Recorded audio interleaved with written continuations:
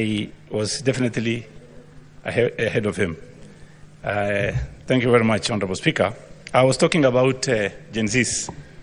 And let me take this opportunity to thank our majority leader and the minority leader. You've done something extremely, what I've never thought of, that you fought, you talked, and you represented this country, not your parties, not an individual interest. Thank you very much, and may God bless you. Having said that, Honorable Speaker, we have a problem, and the problem facing this country is huge, and Gen Zs are asking for a solution. They are not asking for discussion. What is the solution? Honorable Speaker, first of all, what is important is this. When the President discussed this issue of the finance bill, I know his intentions were very good, but the problem was communication. It was not communicated well, and that is why we are facing the problem we are facing today.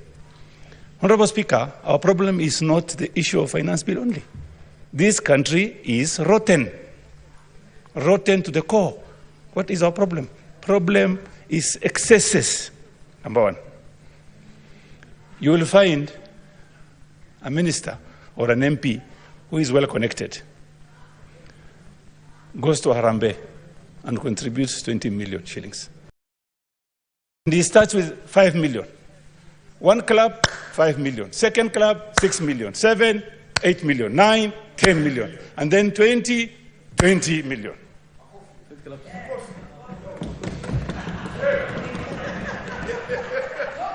Honorable Speaker, if somebody from MARSABIT calls me and says, hawa watu wametoa hiyo pesa wapi mzee? I told him, I don't know. Wametoa wapi? I don't know. I saw a minister, CS, wearing a watch inaitwa Hublot. I don't know if it's Hublo or Hublot. That one, I need to be corrected. Costing 3.2 million shillings. If you look at his belt, 500,000 shillings. His shoes, 680,000 shillings. The suit, almost 1.2 million. 6 million shillings.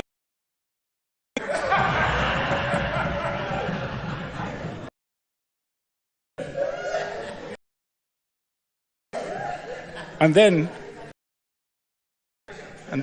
if someone asks him, he says, I'll go to where your kotini says. Gen Zs have brought these issues, and we are going to face it head on. Honorable, if we want to stop corruption and excesses, we must start from the counties.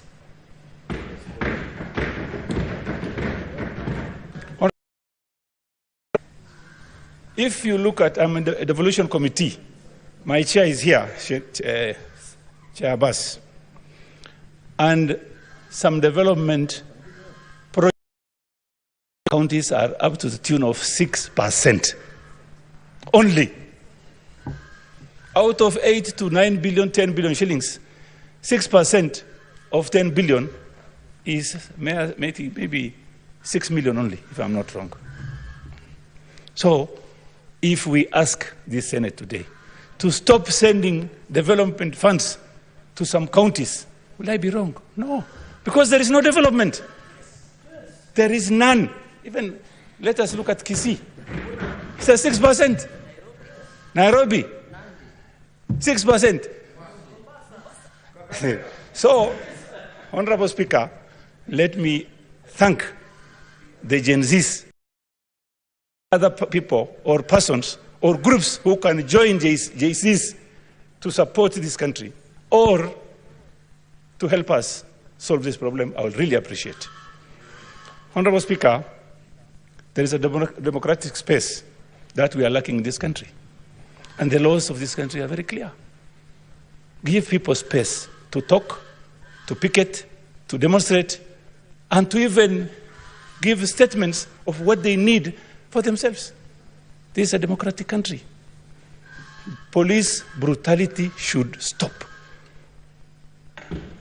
Reverend Njoya was beaten in front of this parliament, I don't know like what, in 1996, I think. And in 2024, the same thing is happening. When is this going to stop? The IG should resign. That is point number one. On corruption,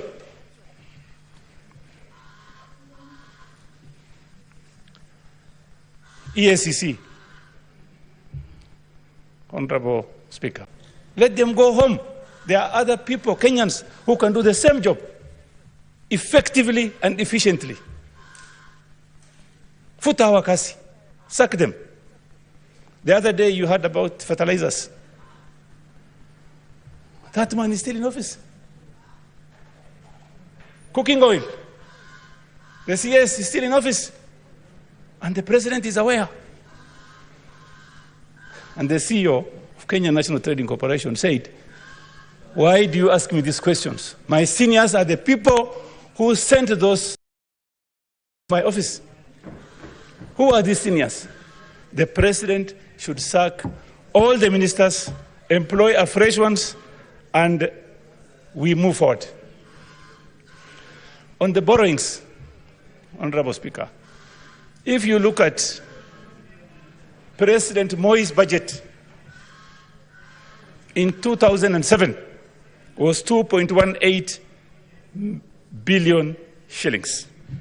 The expenditure was 324 billion. Similarly, President in 2012, the budget was at 1.52 trillion. And today, our budget is at 3.9 trillion shillings. Honorable Speaker, we have a problem. Our problem are not taxes that is being paid. Our problem is we live beyond our means. We have thieves as ministers. We have thieves as PSS. We have thieves as MPs. We have thieves as senators. Honorable Speaker, let's not spare this house also. We have a problem. We must start from this house. We must start from this house. Everybody knows how much we are earning. Even in this house, there are people who live extravagantly in this house, and we know who they are. Honorable Speaker, there are issues about counties. There are devolved functions that have not been transferred up to today. Why do we need regional offices, regional bodies doing some work that's supposed to be done by the counties? Do you know the reason? Because of corruption. Yes, that is what is happening. You create regional offices, and then yet, constitutionally, those issues are supposed to be in the counties. They are devolved. Why do you keep the money here? I want to ask our president, if he really loves this country, let him follow our constitution. Let him send counties. Even CDF money should go to the counties. This is not MP's business. It should go to the counties, managed by the counties. We have regional offices, even in MARSABIT. We have regional offices in Isiolo. We have one operating from Garissa. So many offices. These are conduits of theft. Honorable Speaker, and I really appreciate what our majority leader has done today. He has opened the free space for us to talk. And you remember, our Deputy President said, there are some people who have eaten so much, they start vomiting on us. That is very true. Very, very true. I want to urge our President, this is the right time, the right opportunity for you. Don't wait for these young boys and girls to come and talk to you. You've asked for, Please start by, first of all, sacking all the ministers. Futa yote, PSS, regional offices, take it back to the counties. And the president should support the county government. And Honorable Speaker, the county government also should stop its excesses.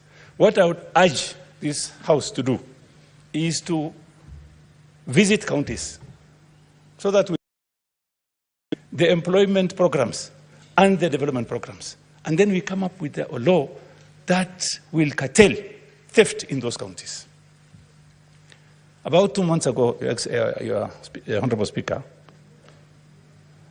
Governor for MARSABIT was brought before EACC.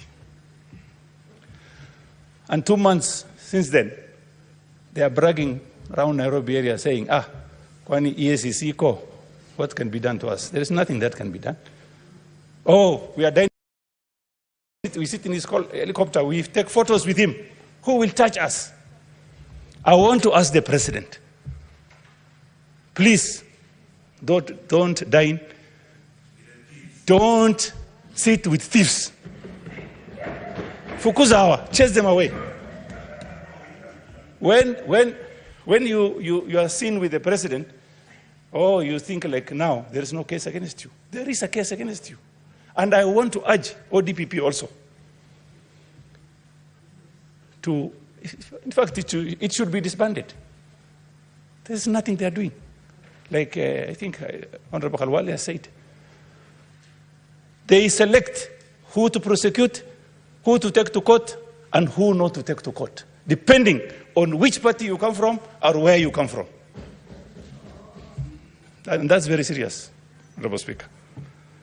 I want to today thank God, Jesus, for creating this space for us to talk what we want. Honorable Speaker, there is the issue of cooking oil, imported cooking oil. It is in almost 50 go-downs today, expiring, and the government has lost over 17 billion shillings. And those people are still in the office because they are politically correct. I want to urge the president, please, even if somebody is politically correct, you are trying to help a certain region, please stop doing that. Do your work, sack all of them.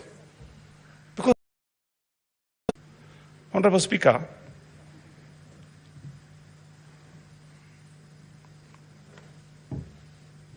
I want to ask our majority leader and minority leader to think about what we are going to do in order to handle issues in the county governments. Because the problem starts with the counties. Every Gen Z comes from a county. Honorable Speaker, if you go to your county today, you will find foreigners, people from I don't know where, work in those counties.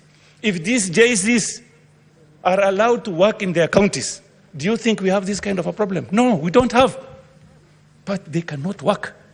Only the family, close relatives, even those contracts.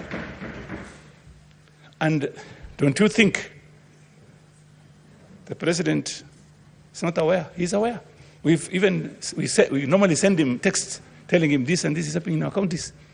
So he should take charge. The monies that are going to the counties are the monies that are from taxpayers' money.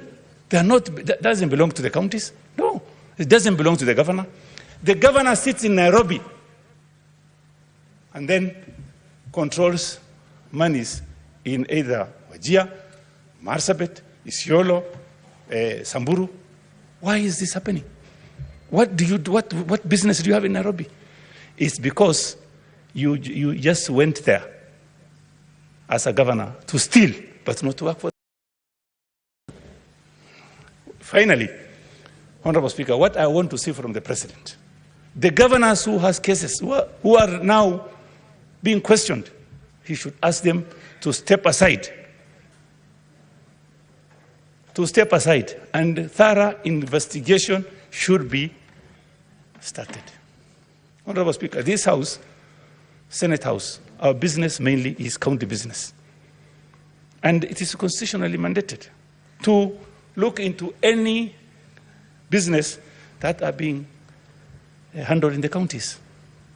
Are we doing that? No. Not the way we are supposed to do. I will ask these distinguished senators, take time. Let's sit and have a discussion on how to tackle the most problematic counties, starting from the bottom, going up. We can have committees, special committees. Send one to MARSABIT, send the other one to Kakamega, send another one to Isiolo, another one to Mandera. Then you will solve these problems. Even Machakos. So, Honorable Speaker, under Article 75, conduct of a state officer. It says a state officer shall behave whether in public and official life, in private life, or in association with any person, in a manner that avoids gifts. We have our judge there. Donations. And today, Honorable Speaker, what I would request us to do, there is an organizations which are like, let's say, for example, Kena, Kera, Kura. If you go there today, those director generals are supposed to be asked to step aside so that lifestyle audit can be instituted. Honorable Speaker, if you go to any office today, either government or you will be told, if you want to ask for contracts or employment for your people, you will be told, sorry, we don't have. Because it has started from somewhere in the State House. There are some brokers working in State House that normally go to places and say, we need employment for our people. And the president said, employ 500. And it's not true. KRA before us, they employed 56% of one community. And do you think the president is aware? No. Even some CEOs working in institutions are worried. They are being forced to do things that they are not supposed to do. And well, this one has been sent by so-and-so, you must do this, you must buy this, you must sell this. They have a problem. And the only person who can solve this problem is for the president to do a memo to all CEOs and director generals to tell them, listen, don't listen to anybody who uses my name. He must have a memo and publicized. We need to see that memo also, that the president has 1 minute only, please. 1 minute. I want to finalize. I want to conclude. We're running out of time. 1 minute. So, if we have that kind of a memo, I'm sure these thieves will stop stealing from our people. Honorable Speaker, in conclusion, I want to thank the members here. Last week, Wednesday, we almost went on adjournment. And I want to thank the 19 senators who said we should not go, including myself. And today, our majority leader has seen the fruit of us saying no. And I want to thank both the leader of majority and minority for bringing this issue today before the public, before the people of Kenya, and before the Senate. Thank you very much. God bless you. Thank you, Senator. Senator Beatrice Ogola. Thank you,